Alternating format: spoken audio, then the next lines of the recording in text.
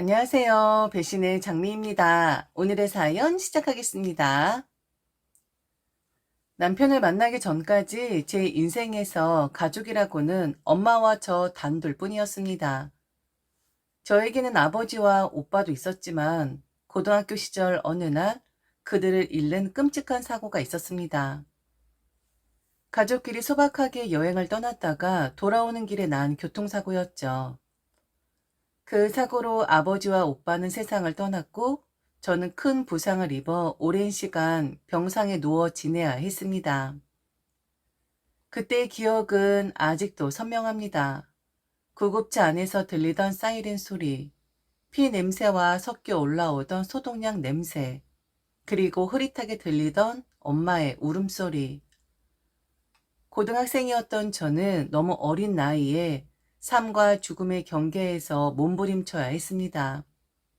제 몸은 크게 다쳐서 몇 년간 병원과 재활에 붙잡혀 있어야 했죠. 또래 친구들이 교복 입고 등교할 때 저는 휠체어에 앉아 책을 무릎 위에 올려놓고 공부를 이어갔습니다. 그 시절에는 웃음도 여유도 없이 하루하루가 투쟁이었어요. 하지만 저는 포기하지 않았습니다. 아버지와 오빠의 못다한 삶을 제가 대신 살아야 한다는 다짐이 제 안에 자리 잡았거든요. 누군간 그저 어리고 철없는 고등학생이라고 했겠지만 저에게 그 사고는 제 인생의 방향을 송두리째 바꿔놓는 사건이었습니다. 재활치료로 온몸이 고통스러울 때도 책을 손에서 놓지 않았습니다. 누워있을 때도 목발을 짚고 휘청거리며 걸을 때도 책이 늘 제 곁에 있었죠. 제 몸은 고통스러웠지만 마음속에는 나는 반드시 다시 일어나야 한다는 불타는 의지가 있었습니다. 엄마 역시 마찬가지였습니다. 아버지와 오빠의 장례를 치르고 지칠 대로 지쳐 있었을 텐데 저를 위해 울음을 삼키며 다시 일어나셨습니다. 엄마도 사고로 인해 몸이 성치 않았지만 제 곁에서는 내색조차 하지 않았죠. 저는 그때 엄마는 역시 위대한 존재구나 하고 깨달았어요. 제게 남은 단 하나의 가족, 세상에서 유일하게 저를 온전히 지켜줄 수 있는 사람이 엄마라는 사실이 마음 깊이 새겨졌습니다. 결국 저는 또래보다 2해 늦게 고등학교를 졸업하게 되었지만 그것은 제게 전혀 부끄러운 일이 아니었습니다. 오히려 제 인생에서 가장 값진 시간이었고 그 시간은 저와 엄마를 더욱 단단하게 이어주는 끈이 되었죠. 그렇게 시간이 흘러 저와 엄마는 그야말로 껌딱지 같은 관계가 되었습니다. 어디를 가도 함께, 무엇을 해도 함께였어요. 엄마는 제 전부였고 저 역시 엄마의 전부였습니다. 친구들이 대학에 가서 연애도 하고 여행도 다니며 청춘을 만끽할 때 저는 엄마와 함께 저녁밥을 먹고 주말엔 같이 장을 보러 다니며 시간을 보냈습니다. 사람들은 넌 언제 결혼할 거야? 라며 물었지만 저는 늘 웃어 넘겼습니다. 사실 제 마음속 깊은 곳에는 결혼에 대한 생각이 거의 없었거든요. 엄마를 두고 혼자 행복을 찾는 게 과연 옳은 일일까? 사고 이후로 혼자 남겨진 엄마를 지켜야 한다는 책임감이 늘 제 마음 한켠을 짓눌렀습니다. 엄마가 안쓰럽고 또 혼자 두면 쓸쓸할까봐 저는 결혼을 포기해도 괜찮다고 생각했죠. 사람들이 오해하기도 하지만 엄마는 단순히 저희 집을 지탱하는 분이 아니라 능력 있는 사업가이기도 했습니다.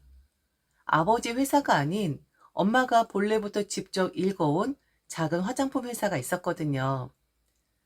엄마는 젊은 시절 일본 유학까지 다녀온 분이었습니다. 당시만 해도 해외 유학은 큰 결심이 필요한 일이었는데 엄만 이미 그때부터 당차고 야무진 인재였죠. 그 덕분에 회사는 작아도 알차고 탄탄하게 성장했고 심지어 대기업에서 인수 제안이 들어올 정도였습니다. 물론 엄마는 그 제안을 거절했죠. 아버지와 오빠를 이룬 후 회사는 엄마의 삶 그 자체이자 남은 가족을 지탱하는 뿌리 같은 존재였으니까요. 엄마는 회사를 지키며 저를 키워냈습니다. 그리고 운명처럼 남편이 등장했습니다.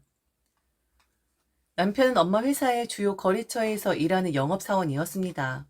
처음엔 단순히 거래처 직원으로만 알고 지냈는데 어느 날 사건 하나가 두 사람의 인연을 크게 바꿔놓았죠.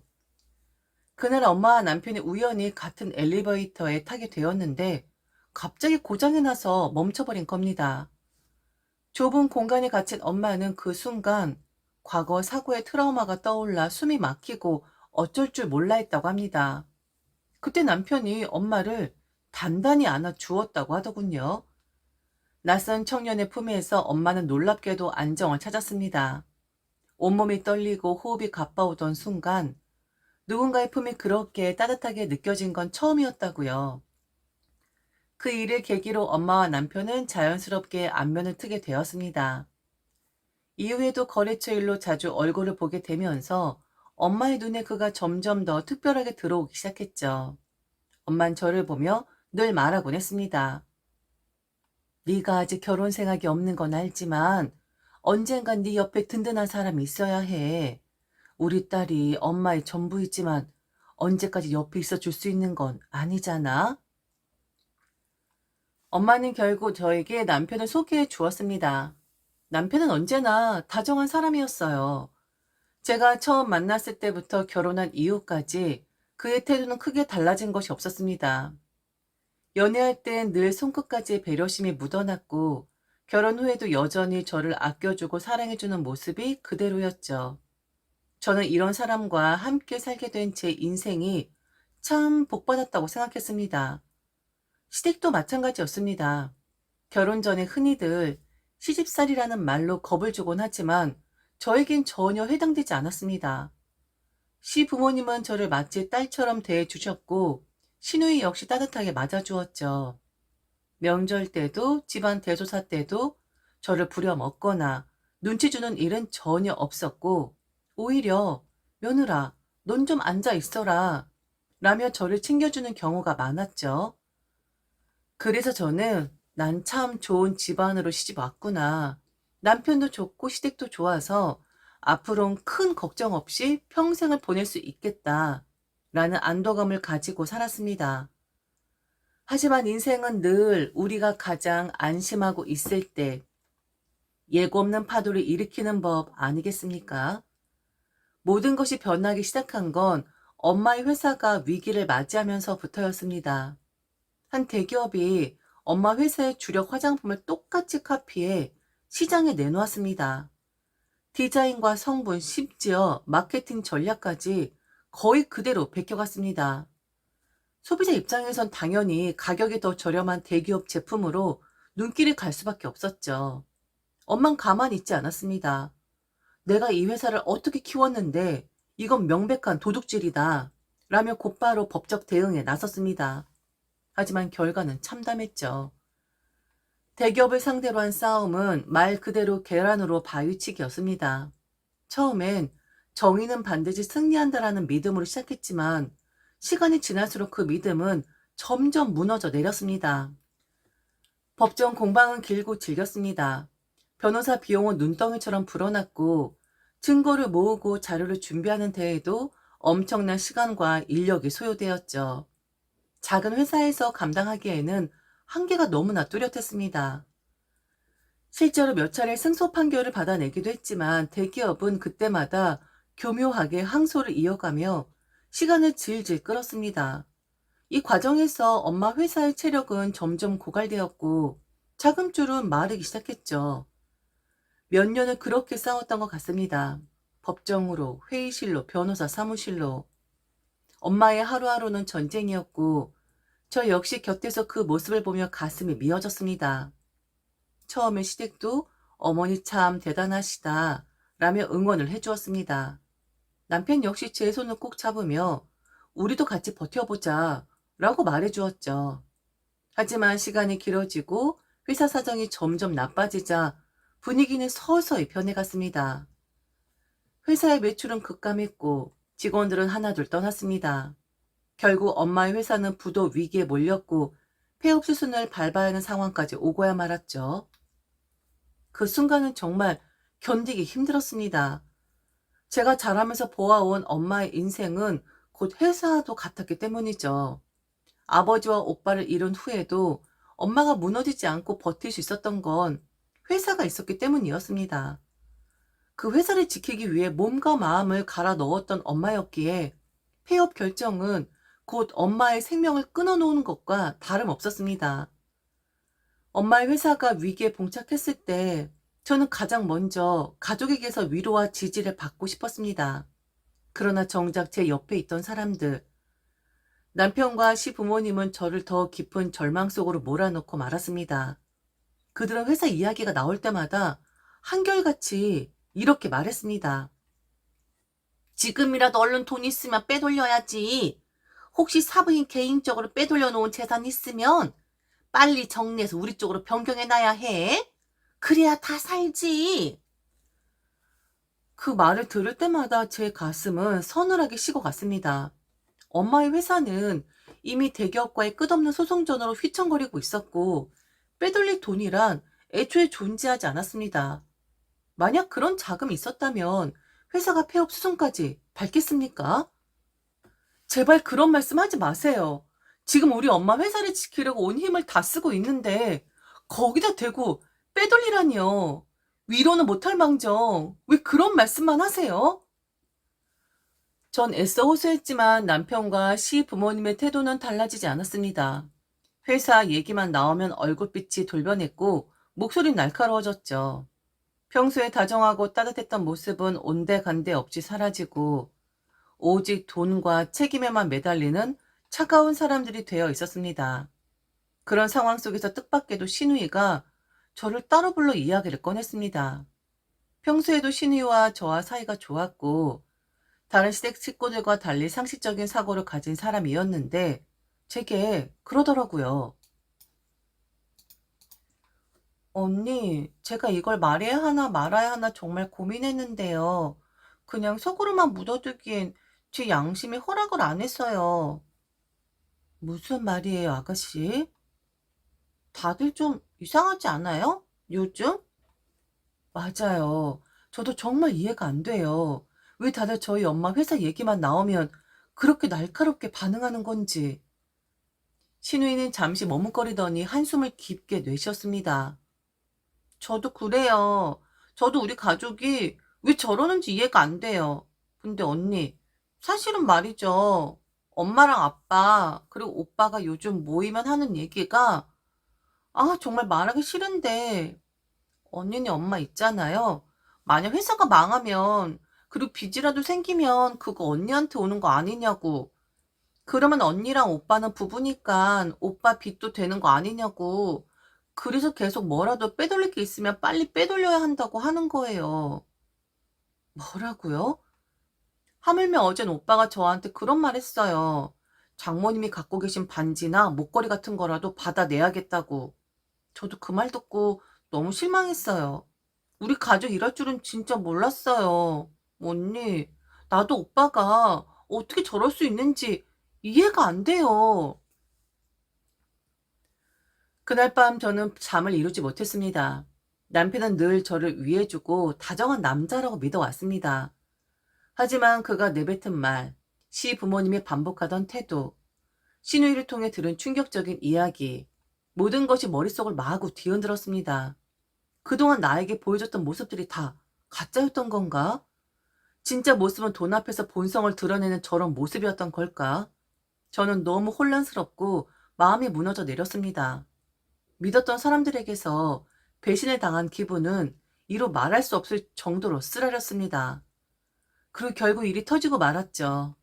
폐업 수순을 밟아야 한다는 결정을 내린 바로 그날, 엄마가 쓰러지신 겁니다. 증세는 뇌출혈이었습니다. 그동안 켜켜이 쌓였던 스트레스와 피로가 한꺼번에 폭발한 듯 했습니다.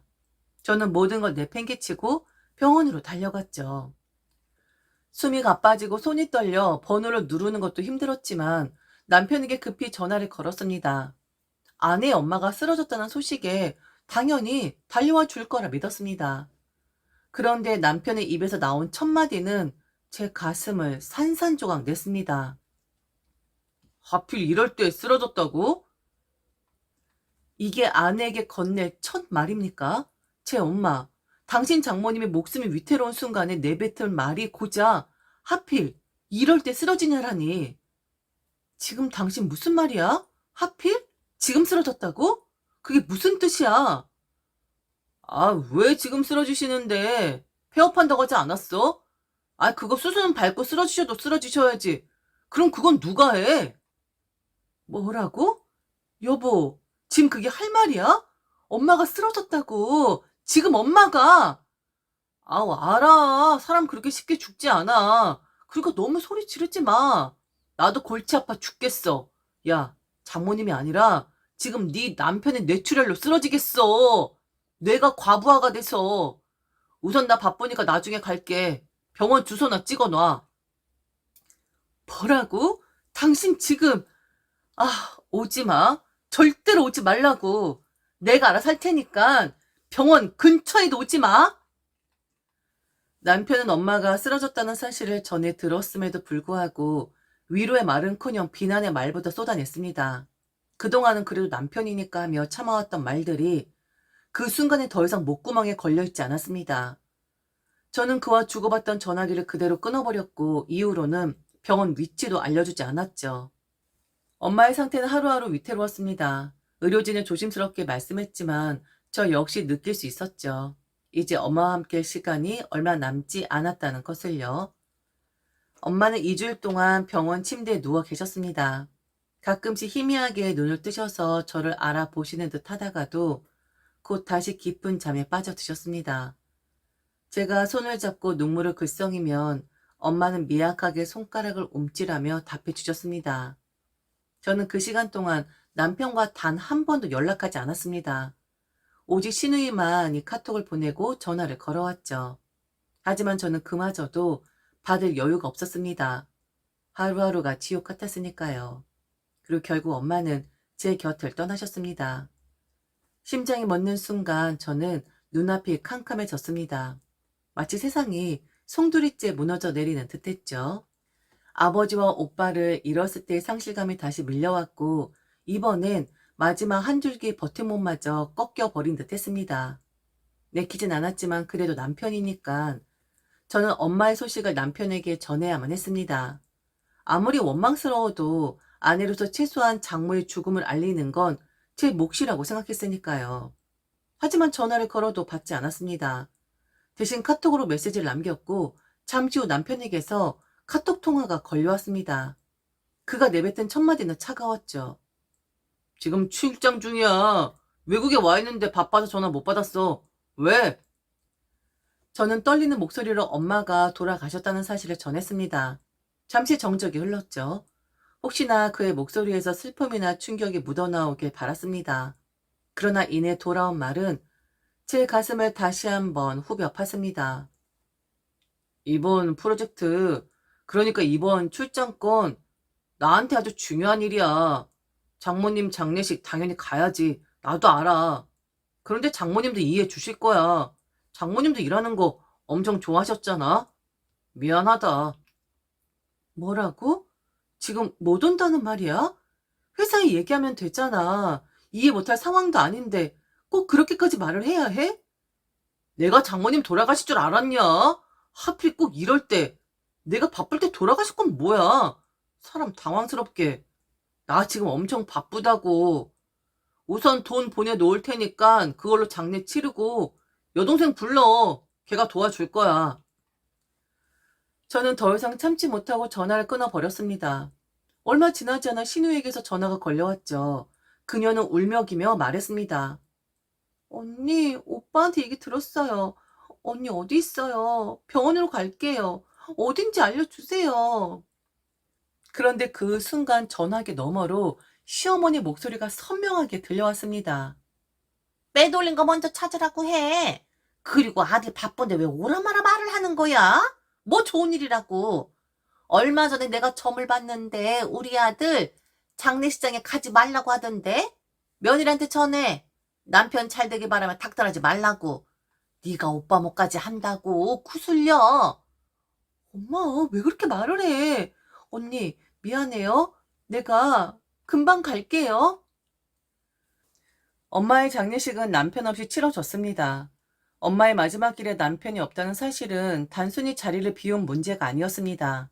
그건 제가 믿었던 사랑, 믿었던 결혼 생활 전체가 무너지고 있다는 상징 같았습니다.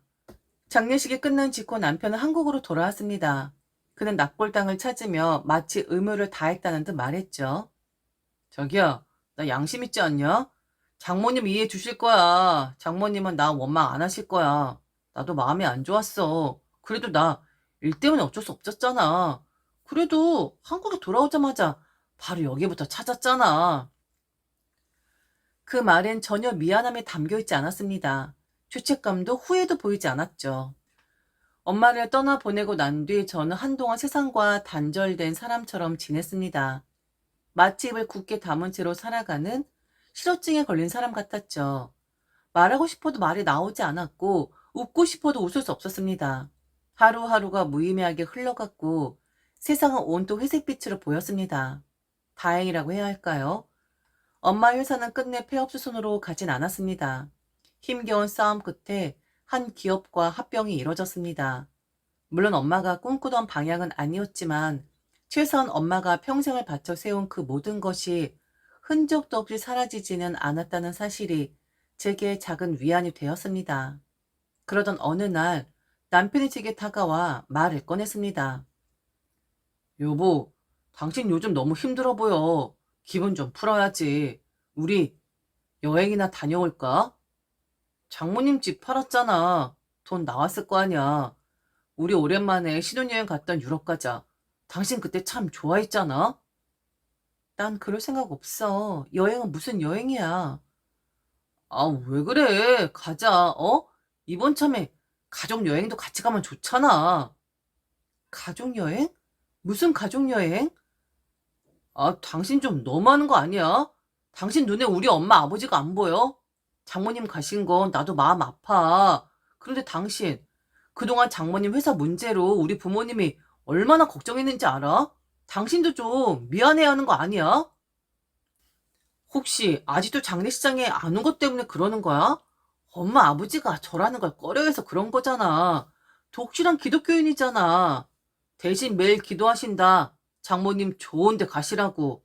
그걸로 됐잖아. 향 냄새도 노인네들한테는 안 좋다잖아. 내가 당신 돈 넉넉하게 줬잖아. 그럼 이해 좀 해라. 그 순간 저는 더 이상 말할 가치조차 느끼지 못했습니다.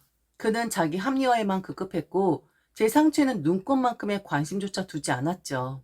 저는 속으로 넌 떠들어라. 난 더 이상 네 말에 휘둘리지 않겠다 하고 다짐했습니다. 그러나 남편은 제가 확실하게 거절 의사를 밝히지 않았다는 점을 빌미로 삼았습니다. 그는 결국 유럽 여행을 강행해 버렸습니다. 어느 날 제게 문자가 도착했습니다. 항공권과 호텔 예약, 심지어 현지 투어까지 모두 제 이름의 카드로 결제가 이루어진 것이죠. 얼핏 엄마 집 한 걸로 확실하게 쏘라고 카드로 결제하겠다고 중얼거린 적이 있었지만 설마 진짜 그렇게 할 줄은 몰랐습니다. 즉시 남편에게 따져 물었더니 그는 태연하게 대답했죠. 당신이랑 같이 가려고 했지. 내가 다 준비했어. 근데 당신 왜 그래? 가기 싫으면 안 가면 되잖아. 티켓은 취소하면 되지. 그래, 난 안 가. 절대로. 결국 제 티켓은 취소되었지만 남편과 시부모님 그 셋은 예정대로 유럽으로 떠났습니다. 출발하기 직전 시어머니가 전화를 걸어왔습니다. 미정아, 고맙다. 내가 너 때문에 호강한다. 그리고 나한테 미안해하지 마라. 내가 너 다 이해해. 그러니까 앞으로 우리 서로 오해하지 말고 잘 지내보자. 갔다 오면서 화장품 사다 줄게. 비싼 걸로. 저는 어서 떠나버려라 라는 생각뿐이었어요. 사실 남편이 제게 여행 이야기를 했을 때, 아니, 그 엄마가 쓰러졌을 때, 아니, 엄마의 회사가 어려워졌을 때, 그때부터 이혼을 생각해 두긴 했었습니다. 하지만 너무 많은 일들이 있었으니까 처리를 못하고 있었는데 드디어 기회가 온 거죠. 헤어질 결심이 서게끔 하는 그런 기회. 그들이 유럽행 비행기를 타는 시간만 손꼽아 기다렸습니다. 시부모와 남편이 공항으로 떠나고 비행기가 하늘을 가르는 순간 저는 곧장 행동에 옮겼습니다. 가장 먼저 남편이 예약해둔 숙박을 모조리 취소해 버렸습니다. 호텔 확인 메일과 예약 내역을 하나하나 찾아내어 취소 버튼을 누를 때마다 제 손끝은 차갑게 떨렸습니다. 항공권까지 취소하고 싶은 마음이 굴뚝 같았지만 그래도 유럽 현지에서 피해를 보는 사람들의 생일까 싶어 그 부분은 건드리지 않았습니다. 그 길로 변호사를 찾아갔죠. 그동안 남편과 시댁이 저지른 일들을 하나하나 조목조목 설명했습니다. 남편이 엄마의 장례식에 오지 않았던 일, 엄마 집 한 돈으로 유럽 여행을 간 일, 제 카드를 멋대로 사용한 일, 그리고 무엇보다 저와 엄마를 모욕했던 발언들까지 빠짐없이 털어놓았습니다. 다행히 신우이가 제 편에 서 주었습니다. 그녀는 오빠와 부모의 부도덕한 언행을 알고 있었고 직접 나서서 증언하겠다고 약속했죠. 그날 이후 저는 서류 준비와 상담으로 바쁜 시간을 보냈습니다. 유럽에 도착한 그들이 숙박이 취소된 사실을 알게 되었던 모양입니다. 제 휴대폰에 카톡 통화 알림음이 울렸습니다. 경박한 벨소리와 함께 이름이 뜨는 순간 저는 잠시 고민했지만 곧 전화를 받았죠. 나 지금 바빠. 얘기 중인데. 왜? 아, 뭐야? 너 취소했냐? 지금 네 카드라고 호텔 취소한 거냐고. 그래, 취소했어. 왜? 아, 진짜 가지가지 한다. 왜? 항공권도 취소하지 그랬어. 그럼 안 되지. 돌아와야지. 너랑 나랑 끝내야 할 것들이 있는데. 와, 너 이렇게 막 나간다? 진짜 미치겠네. 야, 너 이럴래? 난 지금 한도가 좀 그렇단 말이야. 호텔도 취소돼버리고. 아, 진짜 어쩌라고 이런 짓을 해. 싼 곳도 많아. 네 카드 한도로 싼 호텔 잡아서 여행하면 되잖아. 유럽 여행은 원래 빡센 거야. 다들 알고 간 거 아니야? 야, 진짜 너무하는 거 아니야? 아, 이게 미쳤나, 정말. 저는 그렇게 말한 뒤 아무 미련도 없이 전화를 끊어버렸습니다. 원래 계획된 여행 일정은 일주일이었지만 남편은 끝까지 채우지 못했죠. 결국 며칠 만에 한국으로 돌아왔습니다. 돌아온 그는 분노와 당혹이 뒤섞인 얼굴로 저를 찾아와 마치 달려들 듯이 시비를 걸어왔습니다. 그 순간 저는 이미 준비해 두었던 서류를 그의 앞에 집어 던졌죠. 내 엄마가 돌아가셨는데도 바쁘다고 오지 않았지. 그런데 내 엄마 집 판돈으로 네 부모 호강을 시켜주고 싶었고 이게 네가 말하는 부부야? 아직도 그거 가지고 이러는 거야? 야, 네 엄마잖아. 네가 마지막 가는 게 배웅이었으면 된 거지. 우린 부부야. 부부는 한 몸이라고. 네가 있었으면 나도 같이 있던 거나 다름없잖아. 말이나 못하면 그렇게 말하는 게 아니라 미안하다고 했어야 해. 엄마 회사 어려워지자 너나 네 부모나 나한테 했던 말들 우리가 너무 편협했다. 너무 가증스럽게 행동했다. 그거 미안하다 했어야 하는 거라고. 그런데 어디서 우리래? 그 단어 쓰지 마. 넌 이제 내 남편도 아니고 내 가족도 아니야. 야, 김미정. 그래서 이혼한다고? 이걸로? 그리고 우리 부모님은 알잖아. 원래 장례식장에 안 가는 거. 그거 가지고 서운해하면 너 진짜 이상한 사람 되는 거야. 웃기네. 그렇게 독실하신 양반들이 전보러 다니시니? 야, 웃기는 소리 하지 말고, 이걸로 이혼할 수 있어. 이유는 차고 넘쳐. 그리고 고작 이거 가지고 이러는 거냐? 네 부모 돌아가셨는데 내가 장례식장에 참석 안 하면 너는 이해해 줄 거지. 너는 그런 배포 있는 사람이니까. 근데 난 쪼잔한 사람이거든? 그래서 용서 못해. 너나 네 부모의 만행. 이혼은 빠르게 진행되었습니다. 남편에게 유리한 조건은 단 하나도 없었습니다. 신우의 증언과 제가 모아둔 증거들은 충분히 저를 보호해 주었고 결국 법정에서도 제 손을 들어주었습니다. 이혼 후 남편에게 한 가지 충격적인 소식이 전해졌습니다. 그의 회사가 엄마 회사와 밀접한 관계를 맺고 있었던 건 앞서 얘기했었죠? 게다가 엄마 회사를 인수한 기업의 대표는 다름 아닌 남편 회사 사장의 여동생이었습니다. 당연히 우리 가족의 사정과 남편의 뻔뻔한 행적은 빠르게 퍼져나갔습니다. 엄마 장례식에 회사 직원들이 다녀갔던 것도 큰 영향을 미쳤죠. 그 이후 회사 안에서 남편은 망할 남자라는 낙인을 찍혔습니다.